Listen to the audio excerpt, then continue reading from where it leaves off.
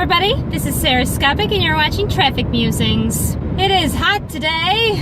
That's why I'm wearing these. Because my steering wheel was, black leather and it's super hot.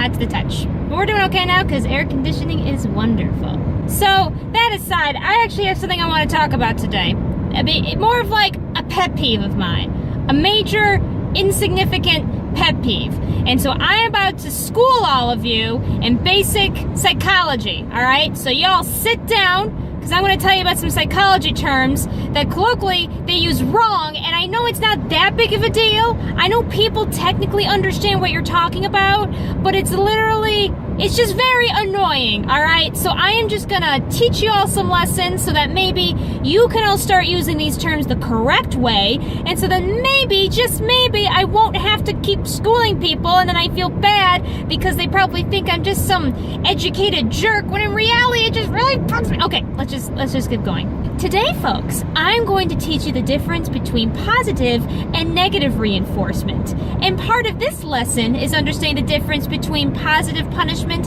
negative punishment, and of course, reinforcement and punishment. Alright, folks, let's begin. To make things easier, Editor Chan, please create a 4x4 grid in front of my face. Yes, go on and do that.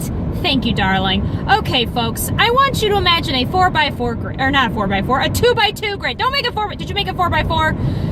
She's always so literal. You know what I'm asking for. I want a 2x2 grid. There we go. 4 squares. You got it? Awesome. Okay, here's your 2x2 grid. And I want you to imagine that the top row, it says positive, negative, and the side, it says reinforcement and punishment. You got it? Okay, scrap that. We're gonna go in a different way first. Just imagine that for later. It'll help a lot. In psychology, at least, and while this may be true in other science professions, I have no idea in which case, but I'm just letting you know in psychology, positive and negative, at least in this case, do not necessarily mean good and bad. In this case that I am talking about, that is not what it means. Positive and negative simply mean what their definition is. Positive is adding, negative is taking away. So just think of it that way, that's all it means. Do not think, and I want you to remember this, do not think of them as bad or good. That's not what they mean in this definition. It is simply adding or taking away. We got it? Awesome. Moving along now. Reinforcement is the idea of a behavior that you want to increase. You want them to continue said behavior. When you are reinforcing a behavior, you want them to continue that behavior. Again, it's not necessarily good or bad. It's usually used in a good or bad way, but not necessarily. Reinforcing just simply means there's a behavior that you wish for them to continue again, all right? You want them to keep going with it. Sorry, I know that was a little scary. I had to sudden stop on my row. We're gonna keep going along. Okay, punishment is the opposite of reinforcement, and by that it means when you punish someone, there's a behavior they are doing that you want them to stop. Which makes sense, right? When you punish a kid for doing something wrong, you want them to stop that behavior. A kid, breaks a plate. You punish them because you don't want them to break plates anymore. Got it? You reinforce a behavior when a kid does something you do like. So let's say a kid said thank you. You want to reinforce that behavior. You want them to continue saying thank you. You got it? Awesome. Okay. Now, put this all together, and what you will find...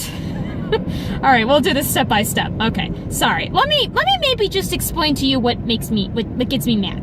Everybody knows what positive reinforcement means. That's a no-brainer.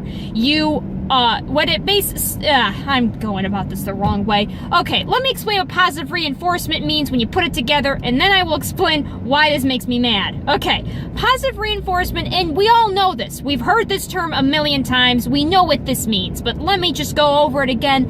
When you put positive, which means to add something, and reinforcement, which means to continue a behavior, when you do positive reinforcement, what that means is in order to reinforce a behavior, you are adding something.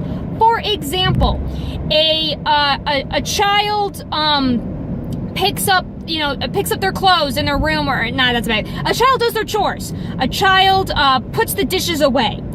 You like that, you give them an allowance, you give them money. You are positively reinforcing that behavior. Whenever they put the dishes away, you give them money. So you're positively reinforcing them to put the dishes away because you are adding something to them, in which case that is money. Got it? The positive part is giving them the money. The reinforcing is the fact that you like the fact that they are putting the dishes away. You want them to continue that behavior. Got it? Awesome. Negative reinforcement is not punishment. Let me say that again. Negative reinforcement is not punishment. Negative reinforcement does not mean you want them to stop a behavior. That is not the definition of negative reinforcement. That is my problem. Everybody uses it that way because people think positive reinforcement means good things. It means you're doing something good for the child, and negative reinforcement means you're doing a bad thing. No, siree, that's not what that means. Negative reinforcement, and I know this is going to sound weird, but negative reinforcement means you want someone to continue a behavior, and so you take something away.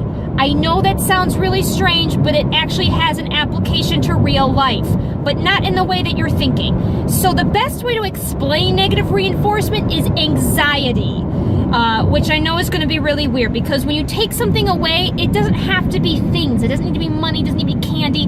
It can also be feelings. So for instance, for positive reinforcement, it is positive reinforcement when you tell a kid, good job, because you are giving them something. You are giving them a good feeling in this case, basically. You're making them feel happy.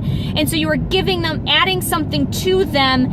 And so therefore, they want to continue the behavior. And yes, this can get wishy-washy. I understand. Negative reinforcement, the best way to describe this is anxiety.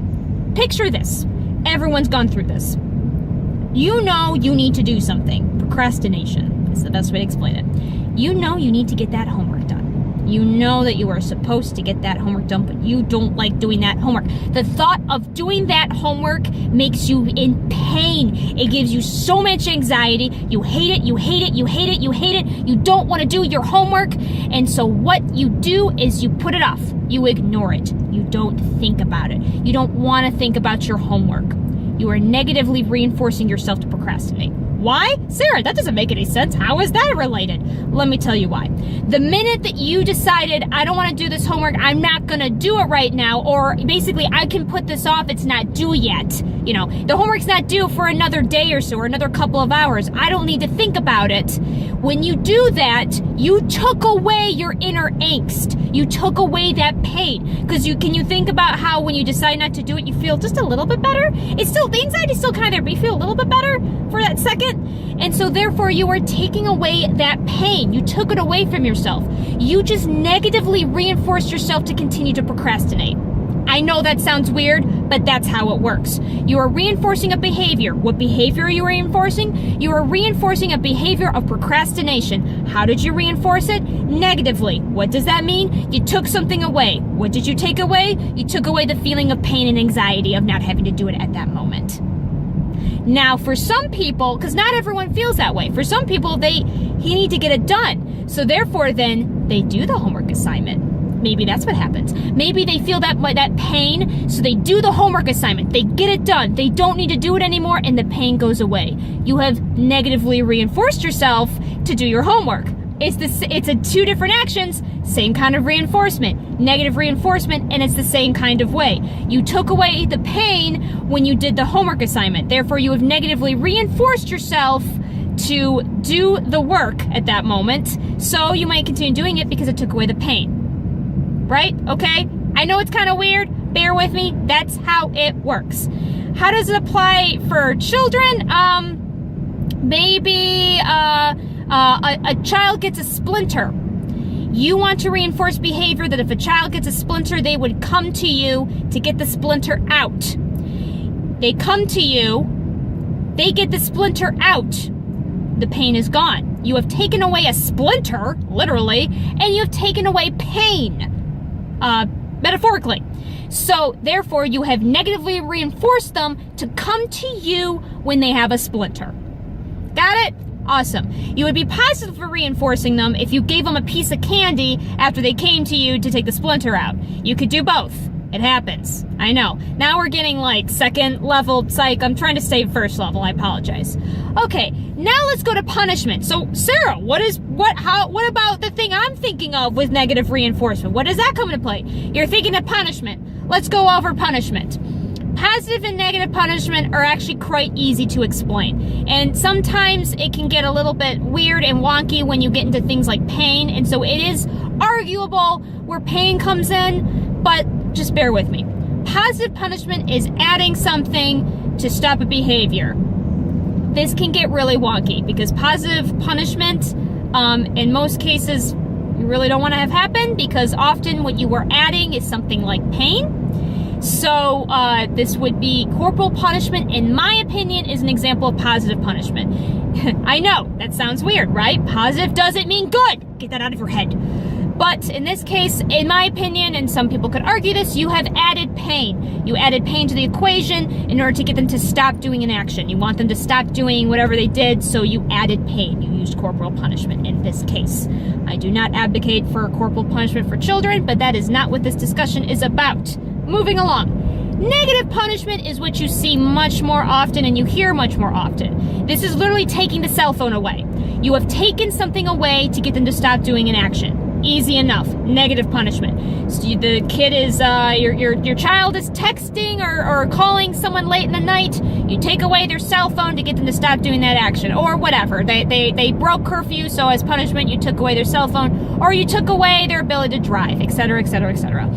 And yes, there are ways to conflate these two. Like I said, especially with punishment, there have been arguments that, if you take away certain things, that's also, technically a punishment. Positive punishment is kind of weird in that case because you don't usually add something to get them to stop doing something unless you, add a chore maybe. Maybe you added a responsibility. That could probably be positive punishment. You added a responsibility. It's like, okay, you broke the car, so therefore you need to maybe buy a new car or something like that. You positively punish someone. You want them to stop breaking cars, so you added something to it. Okay? And yes, negative reinforcement can be kind of wonky, and sometimes you can see it in cases, some people try to argue with cases that are more like punishment, but just keep in mind, reinforcement is when you want a behavior to continue. Negative just means you take away something to make that behavior continue. Punishment is when you want someone to stop doing a certain behavior, so you either add or take away something to get that behavior to stop. Okay, that is all I wanted to go through today. If you have any questions or if you think of creative ideas of what, which would this be? I will be happy to answer in the comments. If you're like, Sarah, what if someone did this? What kind of positive, negative, whatever, reinforcement punishment would this be? I'd be happy to answer with my opinion. Again, I'm not a doctor of psychology, but I did learn this crap for 4 years and technically 2 extra years with social work. I try to think when I know what I'm doing, even if I don't know 100% what I'm doing. So I'm trying my best. I'll wait for someone to tell me I'm wrong. I will probably tell them they're wrong, and we'll have a big, lovely argument about it. But you have heard it first here from Sarahscopic. Thank you for your attention today on this lesson that was needless and not at all helpful for your life, but it needed to be said because it sure pissed me off. Okay, folks. I hope you will have a wonderful day. I hope something amazing happens to you. Without further ado, I hope to see you all in the next episode.